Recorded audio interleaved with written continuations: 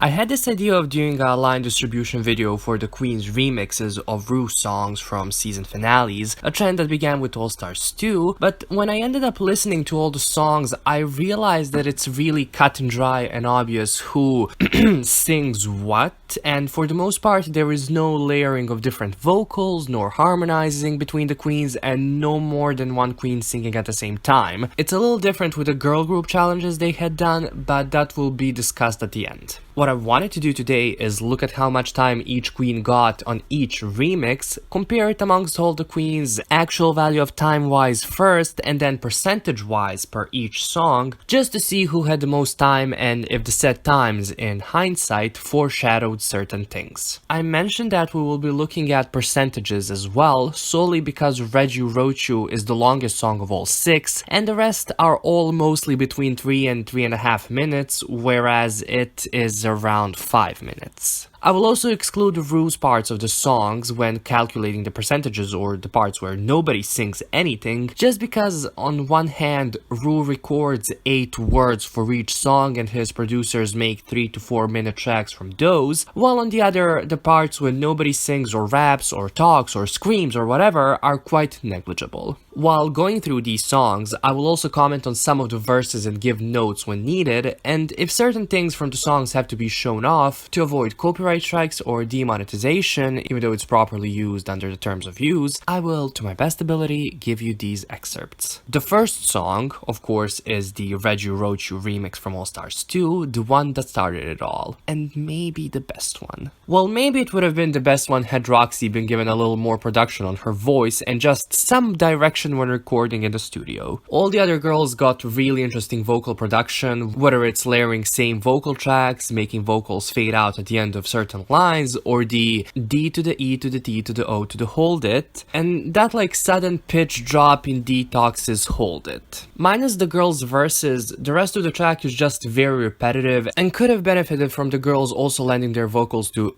sing with Rue. Here's how much time each girl got. As we can see, all the girls got almost 40 seconds for their verses, but Alaska's is the longest, partially because she had no or very minimal pauses between her lines, so it seemed like she was constantly delivering them, and also the final note that she holds in her verse gives her an extra second or 3. Detox's verse has some more noticeable pauses between the lines, especially the one after the aforementioned spelling of her name. Detox in reality raps for 35.2 seconds, the least out of the All Stars 2 top 4. Katya and Roxy's verses both benefit from the fact that all of their lines are pieced together with their breathing or moaning, so instead of, for example, Katya going, always keep on coming back for more, you're a basic ass so, etc., she goes, always keep on coming back for more, you're a basic ass so, etc. Ultimately, Roxy's verse is only by 0.03 seconds longer than Katya's, but with Alaska's verse lasting the longest, I pose you a oh, not again, Naomi, it's not your turn yet, get out. Anyways, let's ask the question if the longest verse belongs to the winner of the season. For category is, we have yet another interesting one. To me, this is one of the weaker songs, given that there are only 2 musical queens in Peppermint and Shay in this remix, but Peppermint's verse is so weirdly written. The lines follow no pattern of like same amount of syllables, for example. There's minimal rhyming, and with the fact that it opened the song, it always sounded off to me. Like she was rapping to a completely different beat. And also like her lines were all in a wrong order. But Slay Kool-Aid did what she had to do. All of the girls here got around 30 seconds on the track, however, Sasha and Trinity's verses are longer than that for different reasons. So this is the distribution of time between the girls. The idea that the most time belongs to the winner is still present, with Sasha getting 35 seconds on the track, a time greatly held by her scream at the end. Trinity takes the second place, and this is the first time we get layering of different vocals on the track, given that she, during the first part of her verse, moans thrice, adding additional 3.10 seconds to her time. Shay and Peppermint are tied for the last place, however, Shay's verse has a 0.6 second break that, had it been even slightly shorter, would have made her third and Peppermint fourth.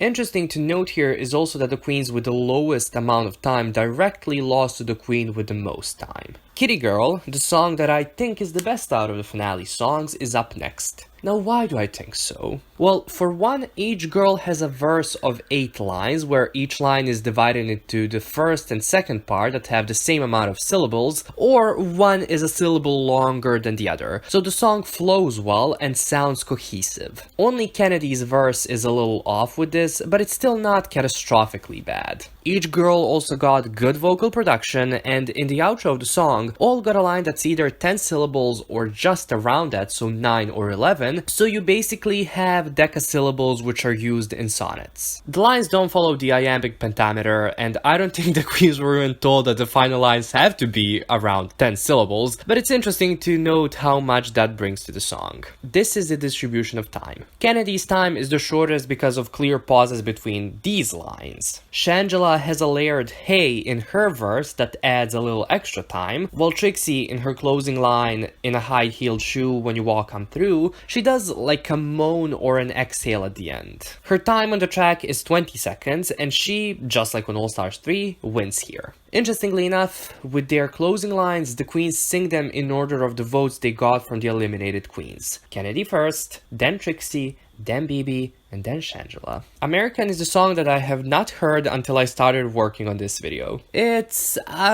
quite interesting. I'll say that much. I also think it has one of the best performed and written verses of all of the songs in Asia's verse, but let's see how the queens did. As you can see, this song breaks the tradition of the winner having the most time. Actually, the winner almost has the least amount of time. Aquaria would have been last had Eureka's verse actually not been filled with random pauses in between her lines. Asia's verse benefits from her lines being connected on the track with her threats, which sometimes I'm okay with in a song because it sounds more natural, though when it's overused it gets annoying. Cameron Michaels has the most time out of these queens on this track. She's a stupid queen. Listen, I want to start this one by pointing out that Rue and his producers ripped off the intro to Britney's I Will Be There song for the remixes intro, so much so that when played at the same time, you cannot even hear that there's two songs playing. The chord progression is almost the same, the first chord is slightly different, but the strumming pattern and the end of the intro are exactly the same.